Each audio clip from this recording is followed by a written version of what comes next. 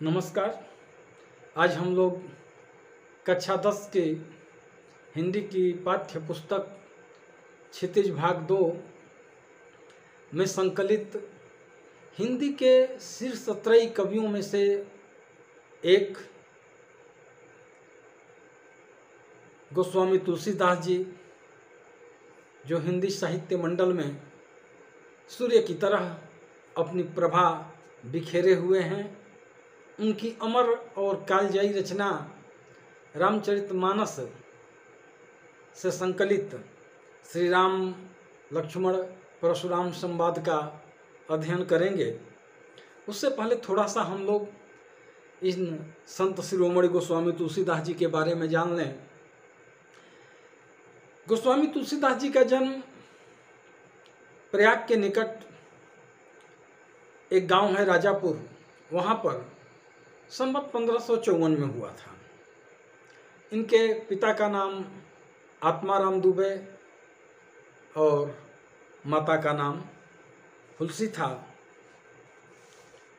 बहुत ज़्यादा हम लोग गोस्वामी जी के जीवन में नहीं जाएंगे, क्योंकि गोस्वामी जी के बारे में कुछ भी कहना सूर्य को दीपक दिखाने के जैसा है। हिंदुस्तान का बच्चा बच्चा, भारतवर्ष का बच्चा बच्चा गोस्वामी तुलसीदास जी के बारे में जानता है।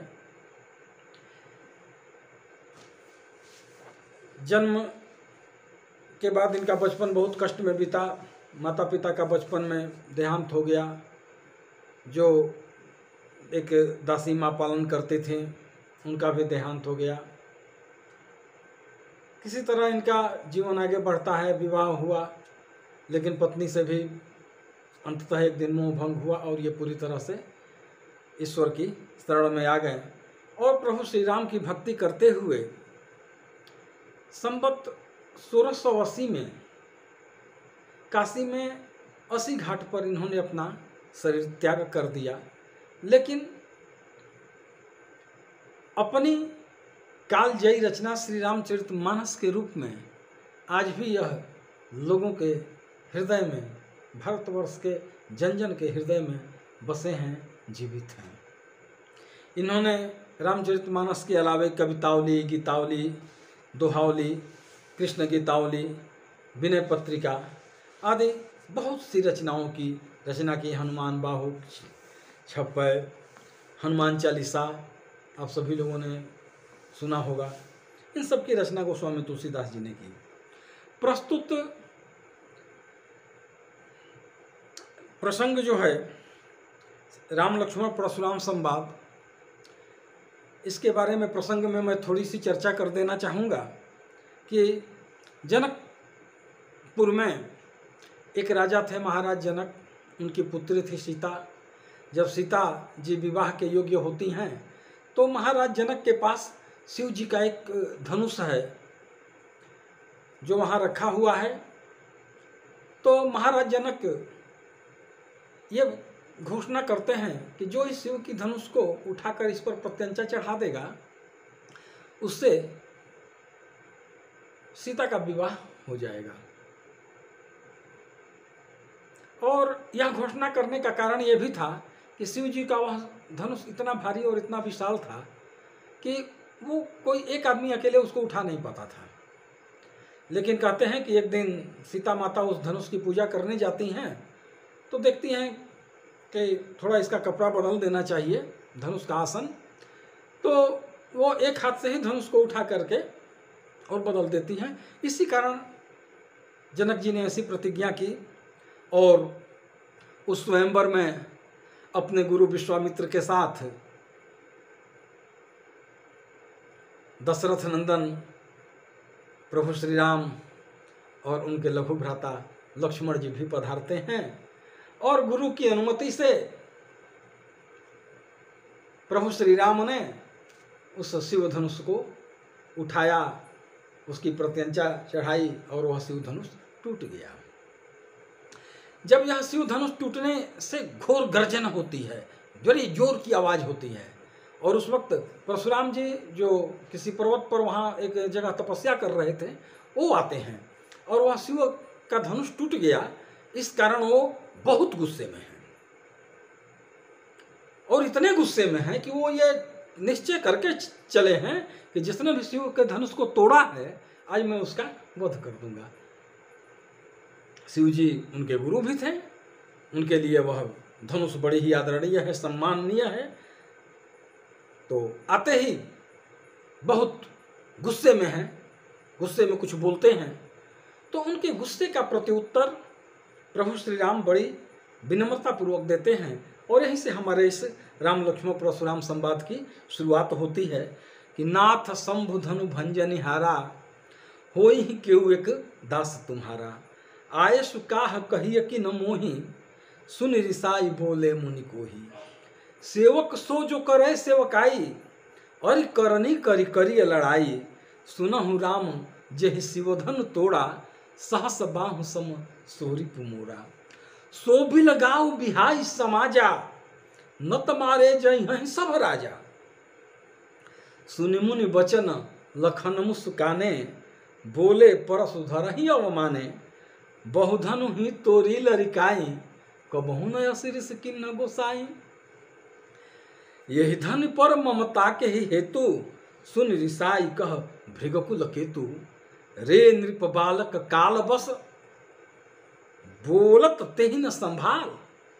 अब धनु ही सम त्रिपुरारी धनु, विदित सकल संसार।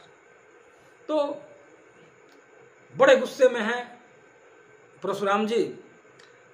तो उनके गुस्से में भरी बातों को सुनकर, उनके गुस्से में देख करके प्रभु श्री राम विनम्रता पूर्वक कहते हैं कि नाथ शंभु धनु भंजनिहारा, होई केहू एक दास तुम्हारा।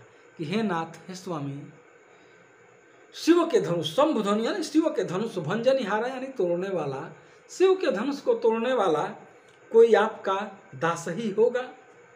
दूसरा कौन ऐसी दुस्साहस ऐसा कर सकता है। आय सुकाह कहिय कि न मोही, सुन रिसाई बोले मुनि को। प्रभु श्री राम कहते हैं कि हे नाथ, शिव की धनुष को तोड़ने वाला कोई आपका दास ही होगा। आय सुकाह, क्या आज्ञा है, आप मुझसे कहिए। सुन रिसाई बोले मुनि को ही। यह सुन करके गुस्से में क्रोधी मुनि कहते हैं परशुराम जी कि सेवक सो जो करे सेवकाई। सेवक सो जो करे सेवकाई, और करनी करी करी लड़ाई। कि सेवक तो वो होता है जो सेवा का काम करे, शत्रु का कार्य करके, शत्रुता का कार्य करके तो लड़ाई ही करनी होती है। सुनहु राम जहि शिवधन तोड़ा, सहस बाहु समसूरी पुमोरा। करें कि हे राम सुनो, जिसने शिव के धनुष को तोड़ा है वह मेरा सहस बाहु के समान दुश्मन है। सहस बाहु एक राजा था, राक्षस था, उससे बड़ी दुश्मनी थी।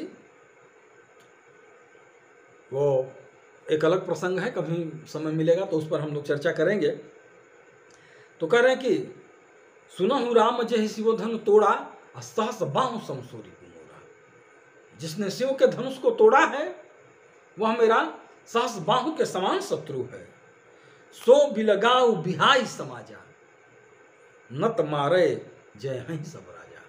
अतः जिसने भी शिव के धनुष को तोड़ा है उसको अपने समाज से जल्दी से अलग कर दो, नहीं तो यहां पर जितने राजा हैं सारे के सारे मारे जाएंगे। सुनि मुनि बचन लखन मुस्काने। यहां पर अब इस क्रोधी मुनि के गुस्से भरी बातों को सुन करके लक्ष्मण जी मुस्कुराते हैं। देखो, राम तो मर्यादा पुरुषोत्तम है, मर्यादा के चरमोत्कर्ष हैं। लखन जी जैसे को तैसा वाली नीति पर चलते हैं। तो जब वह परशुराम जी को इस तरह से गुस्से में भरा देख करके ऐसी अहंकार की बातें करते सुनते हैं तो वह सुनि मुनि बचन लखन मुस्काने। तो उनके गुस्से से भरी इन बातों को सुन करके परशुराम जी लक्ष्मण जी डरते नहीं हैं बल्कि मुस्कुराते हैं। अब बोले परस धरहि अपमाने, और परस धारण करने वाले यानी परशुराम जी की अवमानना करते हुए, उनका अपमान करते हुए कहते हैं कि बहुधनु ही तोरी लरिकाई कबहु न असिर किन्न गोसाई। कि हे मुनिवर, हम लोगों ने तो बचपन में बहुत सारी धनुष तोड़े हैं, लेकिन आपने तो कभी इतना गुस्सा नहीं किया। बहुधनु ही तोड़ी लरिकाई कबहु न असिर किन्न गोसाई। हे मुनिवर, हम लोगों ने तो बचपन में बहुत सारी धनुष तोड़े हैं, लेकिन कभी भी आपने या किसी ने कभी भी इतना गुस्सा नहीं किया। यही धनु पर ममता के ही हेतु सुन रिसाई कह भृगुकुल केतु।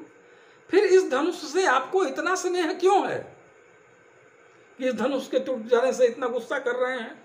सुन रिसाई कह भृगुकुल केतु। उनकी इस बात को जब परशुराम जी उनकी अवमानना करते हुए यह बात कहते हैं मुस्कुराते हुए, तो गुस्से में भर करके भृगुकुल के केतु की तरह परशुराम जी कहते हैं। भृगुकुल केतु परशुराम जी के लिए प्रयुक्त हुआ है। परशुराम जी कहते हैं कि रे नृप बालक काल बस बोलत तू ही न संभाल, धनु ही सम त्रिपुरारी धनु विदित सकल संसार। कह रहे कि रे नृप बालक, ए राजा के लड़के, संभाल करके बोलो, संभल कर बोलो। धनु ही सम त्रिपुरारी धनु विदित सकल संसार। यह पूरा विश्व जानता है कि शिव के धनुष के समान और कोई धनुष इस पूरे संसार में नहीं है।